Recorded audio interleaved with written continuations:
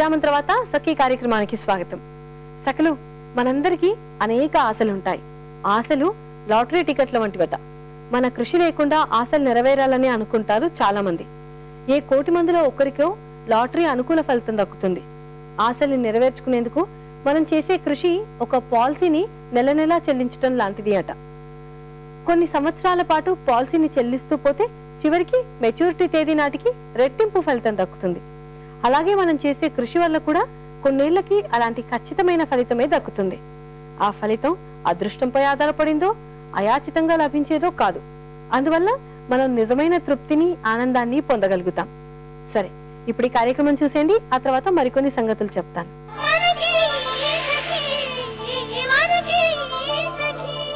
నమస్కారం. చూడండి చేయండి కార్యక్రమానికి మీకందరికీ స్వాగతం. ఎప్పటికప్పుడు అందమైన క్రాఫ్ట్స్ మీకు ప్రజెంట్ చేస్తూ మీ అందరి అభిమానాన్ని చూరగొన్న చూడండి చేయండి కార్యక్రమానికి మీకందరికీ స్వాగతం.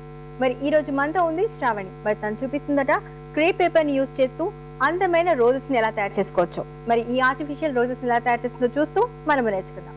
Hi Shravani. Hi Sheela. How are you? I'm fine. మరి ఈ రోజు సకులకి నువ్వు క్రేప్ పేపర్ ని యూజ్ చేస్తూ ఆర్టిఫిషియల్ రోజెస్ చూపిస్తా అన్నావు కదా? ఓకే, మరి ఇవి వాల్స్ లో పెట్టుకోవడానికా ఎలాగా? ఎలా అంటే వాల్స్ లో పెట్టుకోవడానికి అంటే ఆర్టిఫిషియల్ గా కొంచెం న్యాచురల్ గా అలా కొంచెం లాంగ్ ఫ్రేమ్ నుంచి చూస్తే న్యాచురల్ రోజెస్ లా కనిపిస్తాయా? ఓకే, అంత రియలిస్టిక్ గా ఉంటాయి అన్నమాట. ఓకే, మరి దీనికి కావాల్సిన మెటీరియల్ చెప్పేసి. Scissors, crepe paper, green paper and artificial leaves, glue, green tape and sponge, thread, binding glass. Shravani, కావాల్సిన మెటీరియల్ అయితే చెప్పావు కదా, మరి స్టార్ట్ చేస్తావా? ఏం చేయాలి? క్రేప్ పేపర్ ని తీసుకోవాలి. పెటల్ షేప్ లో మనం కట్ చేసుకోవాలి క్రేప్ పేపర్ తోటి.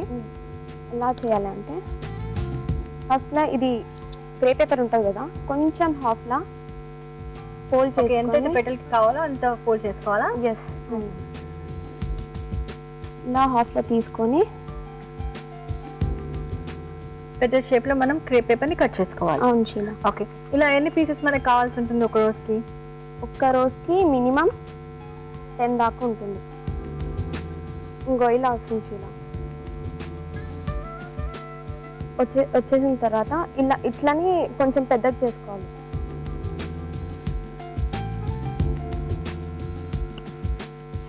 ఓకే, ఇప్పుడు రోజుకి కావాల్సిన పెటల్స్ కట్ చేసుకున్న అయితే ముందు. ఓకే, కట్ చేసిన తర్వాత ఇంకో మనకి పెటల్ వచ్చేసింది. పెటల్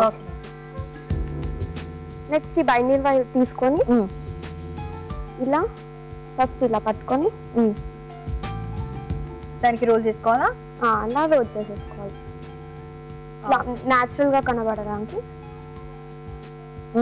ఓకే, దాని తర్వాత ఇక్కడ ఇలా ఫోల్డ్ కావడానికి ఇలా కొంచెం స్ట్రెచ్ చేయాలి, ఎక్కువ స్ట్రెచ్ చేయొద్దు. ఓకే, 2 థంబ్ ఫింగర్స్ తోటి ఇలా స్ట్రెచ్ చేయాలి. ఎక్కువ స్ట్రెచ్ చేస్తే మొత్తం ఇలా కింది పడిపోతుంది, అందుకని ఇలా స్ట్రెచ్ చేయాలి. ఇలా పెటల్ తయారు చేసాం కదా షీలా. ఇంకా కొన్ని పెటల్స్ నేను తయారు చేసుకొని వచ్చాను. ఓకే, అంటే దాంతో చూద్దాం ఫ్లవర్ ఎలా తయారు చేస్తారో. Okay okay. సో షీలా, ఇది ఆల్రెడీ రెడీ చేసిన పెటల్స్ నేను ఇంట్లో రెడీ చేసి తెచ్చాను. ఓకే ఓకే, ఇలా ఉందా? ఇప్పుడు వీటిని యూజ్ చేసి చేస్తావా? అంటే అన్ని ఇదే సైజ్ కాదు, కొంచెం పెద్దగా.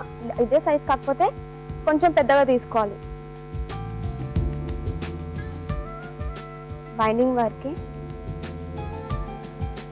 ఇలా పూర్తిగా చుట్టేసేయాలి. అంటే గ్రిప్ కోసం ఇది? గ్రిప్ కోసం. అంటే పువ్వు ఇలా మిడిల్ లా ఉంటది కదా, అందుకని. అంటే మొత్తం విచ్చుకోకుండా కొంచెం మధ్యలో కూడా బడ్డి ఉంటుంది కదా, ఆ ఎఫెక్ట్ కోసం. అది దానికి. దాంతో పాటు మనకి గ్రిప్ కూడా కూడా ఇలా పెట్టేసుకున్నాం కదా. ఇంకా దీనికి థ్రెడ్ తీసుకొని ఇలా చుట్టాక ఇక్కడ మనకి క్రేప్ పేపర్ తో చేసాం కదా, వేస్ట్ కాకుండా క్రేప్ పేపర్ ఇలా వేస్ట్ గా అయిపోయినదంతా దీనికి చుట్టేసేయాలి.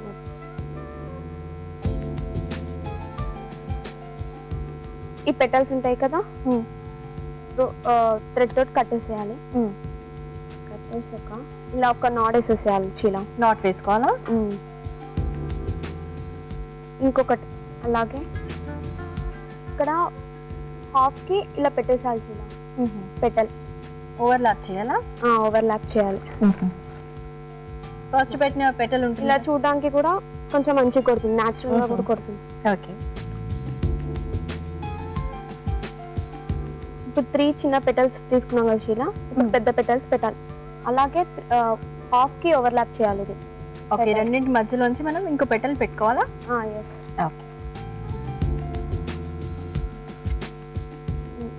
ఇలా చేసుకున్నాం షీలా. ఇప్పుడు అలాగే ఇంకా కొన్ని చేసుకోవాలి. ఇంకా మిగతా పెటల్స్ అన్ని కూడా పెట్టాలా? అలా పెట్టేసాలి. ఇట్లా ఇలా పెట్టేసుకుంటే ఇంకా రోజ్ లాగా వచ్చేస్తుంది. ఇంకా మనకు ఎక్కువ పెటల్స్ ఇంకా ఎక్కువ మంచిగా విచ్చుకోవాలనుకుంటే ఇంకా కొన్ని పెట్టేయచ్చు పెటల్స్, ఇంకా పెట్టచ్చు. ఓకే. ఇలా పెటల్స్ అన్ని రోల్ చేశాక ఇలా ఇలా మంచిగా ఉంటుంది, ఇలా ఫ్లవర్ లాగా తయారవుతుంది. ఓకే. తర్వాత నెక్స్ట్ ఏంటి? నెక్స్ట్ ఇక్కడ కింద మనం చూస్తే ఉంటాము, కింద రోజ్ ఫ్లవర్ కి ఇలా ఉంటుంది కదా, సెపల్ లాగా ఉంటుంది. దీనికి కూడా ఇదిగో షీలా, ఇది గ్రీన్ కలర్ పేపర్ తోటి ఇలా మనం సెపల్ తయారు చేసాము, కట్ చేసి దాన్ని ఇలా పెట్టేసి ఇక్కడ కింద పెట్టేసి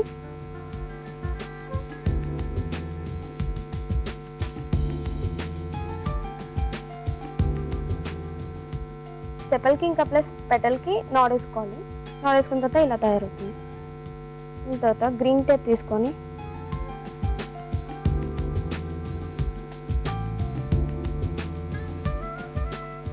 గ్లూ తీసుకున్నాం. ఓకే. మామూలుగా గ్రీన్ టేప్ కి చాలా తక్కువగా గ్లూ ఉంటుందండి, అందుకే చాలా వరకు గ్లూ అప్లై చేసి మళ్ళీ పెడుతూ ఉంటారు. అవునండి. కొన్ని రోజెస్ కి గ్రీన్ పెడతాము టేప్, లేదంటే కొన్నిటికి బ్రౌన్ కూడా పెడుతూ ఉంటాము, అలా కూడా బాగుంటుంది చూడటానికి. ఇలా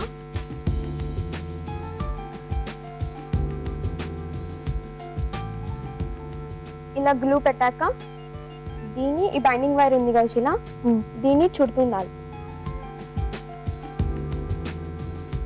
ఓకే, మొత్తం అంతా కూడా గ్రీన్ టేప్ తో మనం స్టెమ్ అంతా కూడా కవర్ చేసేసాం.